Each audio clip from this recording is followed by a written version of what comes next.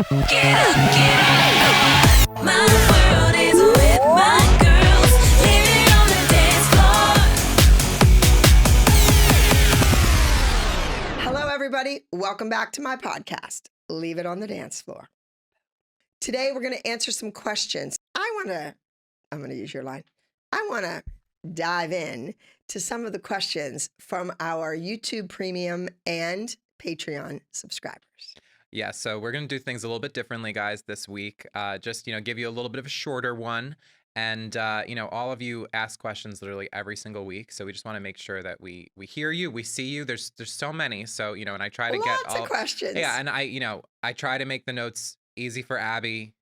We talk I understand difficult notes. No, you can. It's just there's so much to discuss, and I feel like sometimes that we never get time to answer everything in our Ask Abby sections. But this is an Ask Abby episode. We're doing dedicated Ask Abby's for our subscribers coming up soon. But I try to answer questions that I know people are going to have ahead of time.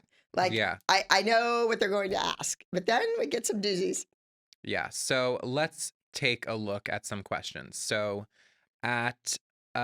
Lauren asks if you could delete any dance ever from Dance Moms, Abby's Ultimate, or Studio Rescue didn't have any dances. If you could take back a dance that made it to air, what would it be? Oh, well, of course, Kalani falling on her butt. I would say Maddie, we were in some gymnasium and she went to do an aerial walkover, but threw her arms from underneath to do a diving front walkover, completely different trick. And then in midair, remembered what she was supposed to be doing and tried to change the rotation of her arms and fell. Oh, goodness.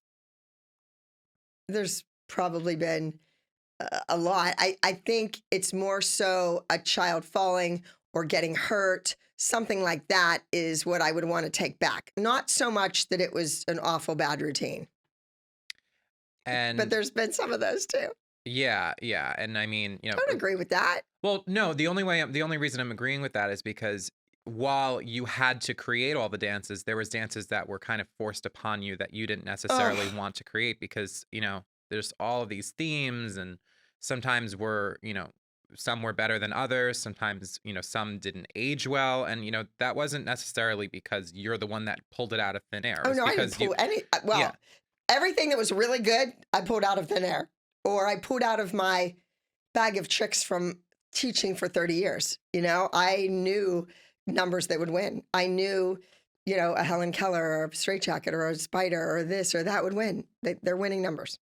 So Molly asks, best and worst part about Dance Moms. And how about you do that short? Because I know you have a lot to say about both. So what would you say the best thing about Dance Moms is in one sentence?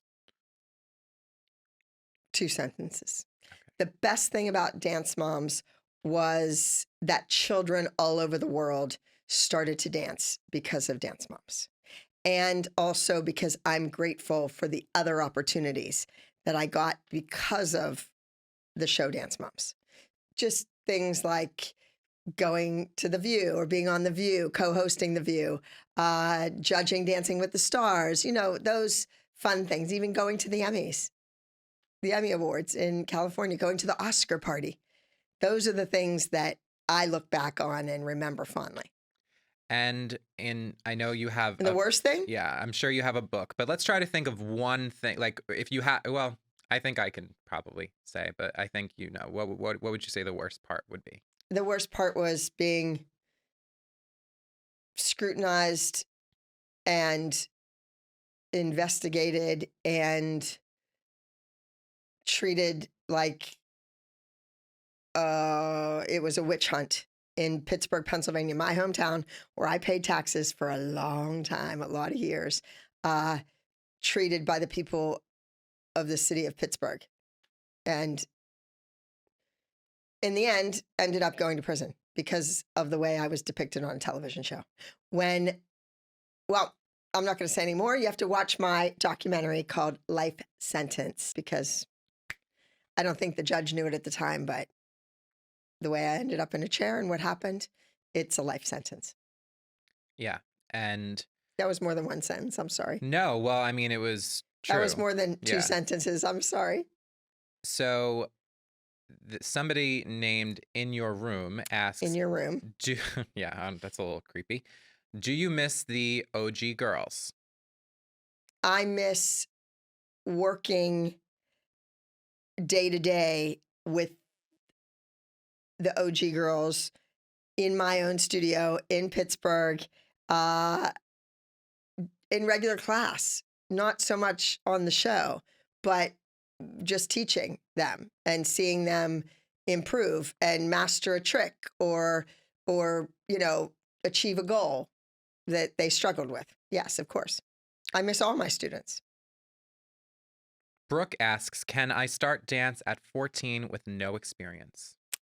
Yes, I actually have a student, someone that I'm mentoring right now. Her name's Eleanor, and she started taking my Zoom classes during COVID, during the quarantine. She is from England. She lives in London, and she hadn't really danced seriously before the age of 14 and just knew that that was her destiny and that's what she wanted to do. And she just started. She started in a school program. I think it was actually a class in school rather than phys ed. And she started dancing and couldn't do a thing, but loved it. And then she just started taking every single class that she could. Ronnie asks, will you fly me out to the U.S. for a meet and greet for Leave It on the Dance Floor? Ronnie, I'm not flying you anywhere, but where do you live? You didn't tell us. Maybe if you can get a cheap flight on Spirit Airlines or something, we could talk about it. And do you have any talents? Like, what do you do? Are you a web developer? Are you a social media guru? Do you have 40 million people on TikTok? Then we can talk about a flight. And just for people, we are definitely thinking about all the possibilities as far as contests go. You guys are just going to have to keep listening and keep writing in and letting us know what you are. You have to subscribe to Patreon. You have to be that YouTube premium subscriber, and then you're going to find out about the contests and the, gift cards to fly out to LA or perhaps to Orlando, Florida. Maybe a free hoodie. Winning this, winning that. There's going to be plenty of giveaways coming on this podcast. And we also have the whole, NFT thing happening. Yeah, and guys, Abby teaches on Zoom every week. So I give a lot of scholarships away. Yeah, so if it's just that and you want to take class with Abby and you're a dedicated listener and we do a giveaway, we see everything. So that's right. Keep writing in. And the girl, going back to the girl who was 14 that never danced, how come you're not on Zoom with me? That's a really great way to start dancing without anyone seeing you. You can do it in the privacy of your own home and your own bedroom, and you don't even have to turn the camera on. Today, I had about 20 people in my class that did not have their cameras on. Some of them are dance teachers, I know.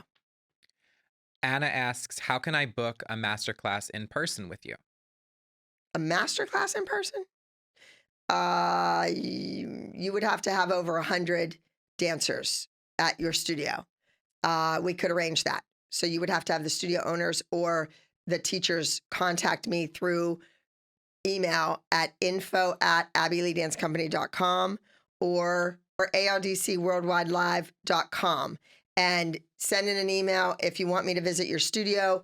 Those arrangements can be made. If you want to just take a class in LA from me, same thing, email, and I can give you my schedule. Like this next week, I'll be teaching, I believe it's Saturday, the 24th. I'll be in the studio all day teaching privates. Yeah, and just, DM us. We see everything. So well, I don't see the DMs, but he does. I do.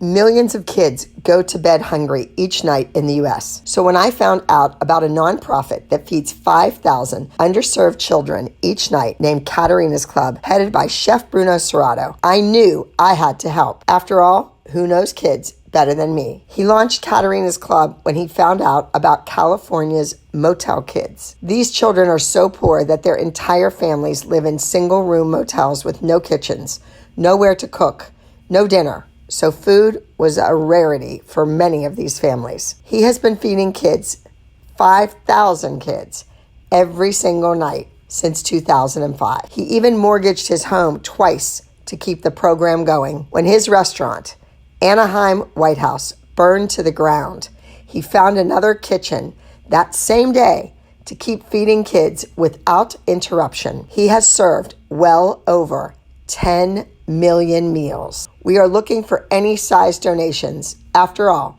a $5 donation feeds a family of 4. While food banks are helping ease the crisis, many of these children, often referred to as motel kids, live in cheap, crime-ridden units that do not contain kitchens. Since these families are unable to cook dinner, they depend on already prepared meals like those provided by Katerina's Club. To become involved and make a donation, go to katerinasclub.org/donate. Again, that's katerinasclub.org/donate.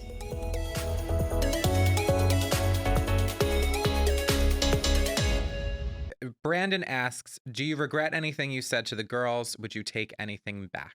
Can't really suck back in words. No. What's said is said, what's done is done.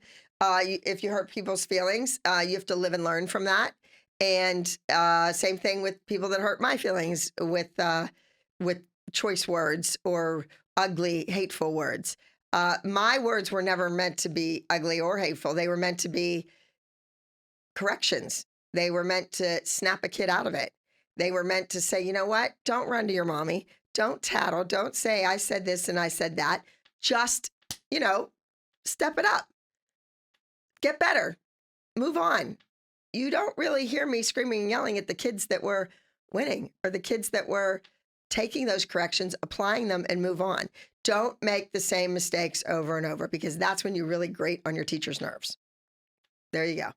Kelsey asks, best tips for turns. We have a lot of dance tips on Patreon and YouTube Premium for people who are subscribers. So they see your Dance Digest content to get all the tips and more. But in this situation, what can Kelsey do to better, her turns? We don't really know how old she is, what her skill level is. But as far as a dance instructor, what would you say? Just to overall, spotting, placement, releve. So your body alignment, when you pull your leg up to passe, if you're lifting your hip up and distending your rib cage to the side, you're going to fall over. You have to have that perfect body alignment. You have to get in releve and you have to practice, practice, practice. So find a piece of carpet and burn a hole through it. Don't forget to check the ALDC Dance Digest. That's premium content. And there's lots of tips. I just did a whole, just everything about competing and going to nationals because a lot of kids right now are going to nationals. There's a whole lot of information out there and it is valuable. So check that out. Alicia asks, would you ever have another pet? Alicia. Okay, this is kind of a crude Abby answer. I like to talk like my mom, like a lady. Mm-hmm. But I always tell people when they say you have to get another pet, get a pet. I have trouble wiping my own ass, let alone someone else's. That's a crude answer, but it's the truth. It's like, how am I going to run around with the dog, a puppy, and it gets sick and poops all over the place, and I have to clean it up? How can I physically do that? Yeah, I can't. And what if my chair rolls through it? And what if I roll over the dog? Mm-hmm. You would never forgive yourself. Oh my God, I'd kill myself. Like that would be horrendous. So I would have a tiny little lap dog, but I need to be walking and taking care of myself first. Although any store that I'm in, anytime I'm out on the street, anytime I cut through a park and there are dogs and puppies, I stop and I play with them and I let them lick me and I give them kisses because I love every single one of those animals.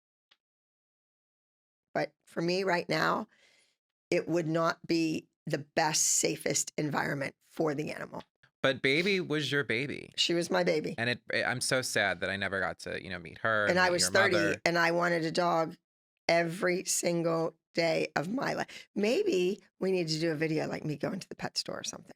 That would be really nice. And holding them. And then I could do a whole sit and 30-minute talk on, 20-minute talk on my pet and show pictures. That's a good YouTube. I think an episode. But let's go out and for find sure. them. I think an episode about Broadway Baby would be amazing. The fans always talk about Broadway Baby. Really? Funny enough, That's wonderful. It's just cute because I feel like obviously the show painted you to be this villain and all this stuff, and that with your child, your baby, your pet. That showed how I see it when we're out and Like see, loving and kind. And yeah, yeah. yeah, with children and especially animals. But yeah, you were saying that you were one of the first people. Well, you were the OG of the put the I had dog a in. pink stroller, Yeah, and now like this everybody does. bubblegum pink stroller, Yeah, and baby would go in it, and it was like a regular stroller, and it was like a pram, like a bassinet, a real stroller. And I had that in Pittsburgh all those years ago, and people looked at me like I was a lunatic, like, oh my God, look at this weirdo with the dog. And people in Pittsburgh just didn't do that. And now out here in LA, everybody has a pet. Everybody has it in a stroller. You go into Nordstrom shoe department, there's more dogs in there than people. It's just, I was just ahead of my time. So was Broadway Baby. yeah. So we'll definitely do an episode about Broadway Baby soon, whether it's on YouTube or just the podcast. Uh, when Sydney asks, when you did the show Dance Moms, were the arguments with the moms real or staged? And I think maybe, because I know that you've talked about this before, maybe give a percentage of what was real and what, well, not staged, but what was set up versus what was like authentic and genuinely happened in real time. I think there were underlying conflicts that went on and on and on throughout the years that I never got over. So when there was kind of a setup, we have to fight about something, I went to that underlying problem in my studio, in my business with that person. That's where I would go. So I think, with that being said, I think maybe 35% was real and 65% was manufactured. But I always went to that real place. And I think some of the moms did too, or they understood that that's where I went with it. Because you guys all would go out to dinner after. Well, I would go like, sometimes to dinner with Okay. them. I usually escaped to the movie theater oh yeah, every Friday night because I needed to escape my real world and go into somebody else's world, into a scripted world, and another problem, Yeah. another thing, some laughter. And I needed to get away for 2 hours. So I would go shopping, even though I didn't need to shop. I would go shopping and then I would go to the movies. They would all go to like a nice restaurant, fancy restaurant, a decent chain restaurant, and have dinner. The kids stayed at the hotel. That's another story. And Nia would usually go with the moms to dinner. So Holly, Melissa, Jill would go to dinner. Maybe the other mothers would go to the bar with the crew and just eat in the hotel restaurant and Mhm. drink at the hotel bar. And then the kids would get room service at the hotel. I would escape and do my own thing. I think I know this one. Gabby asked if you could change one thing, anything about Dance Moms, what would it be? One singular thing. I'm gonna say that's the homeschool, right? Is that, I think, would you say the Well, no, homeschooling? I think I would go much broader than that. Oh, Who is okay. it? Lucy? Who is her name? This is Gabby. I'm sorry, Gabby. Gabby, I would change the contract that I signed. Okay. Yeah. There you go. That's Because it encompassed a lot. yeah, that's true. And then finally we will do, what is your favorite Ma Bax, M.A. Bax asks what your favorite dance that you ever choreographed on and off Dance Moms. So the your favorite on Dance Moms and then your favorite off Dance Moms. Ma backs.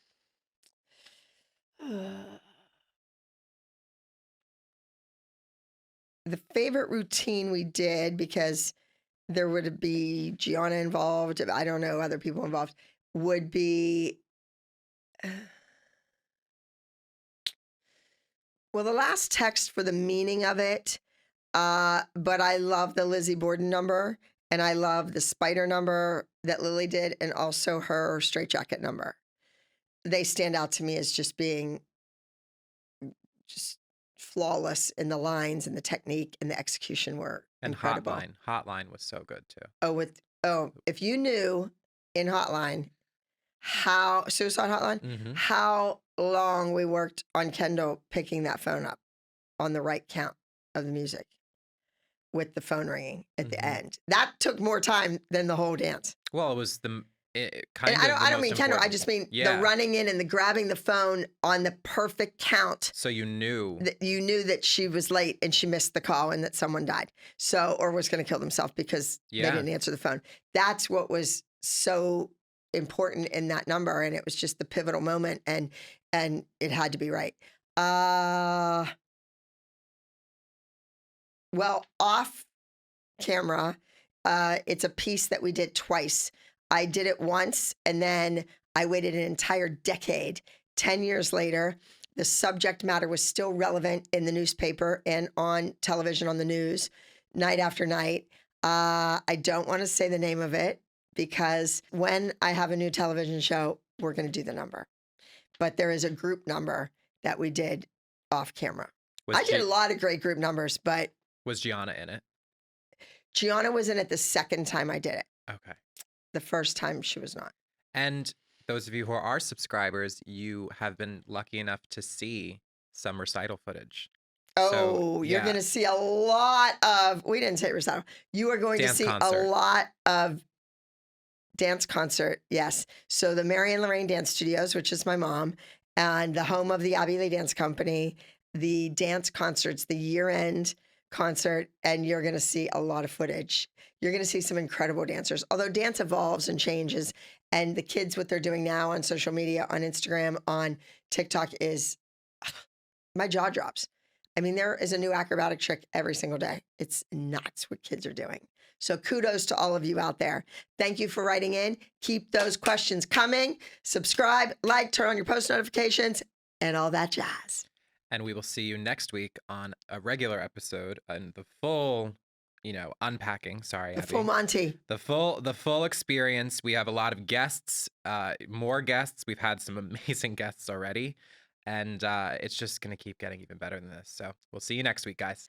Thank you so much for asking all these questions. It's been fabulous. Keep them coming. We will get to your question eventually. And if it feels like you're getting passed over, keep submitting that same question because we will see it here at Leave It on the Dance Floor. My world is with my girls. ALDC Elites, thank you so very much for listening. Be sure to subscribe and give Leave It on the Dance Floor a 5-star review on Apple Podcasts, Spotify, Google Podcasts, or wherever you get your podcasts. If you want to watch each week and see exclusive behind-the-scenes content like my never seen before pictures and videos from the competitions, some even taken from the wings, classes at the ALDC studio in Pittsburgh, or even our iconic dance concerts, head over to Patreon or become a member on YouTube Premium, linked in the show notes each week. See you on the flip side.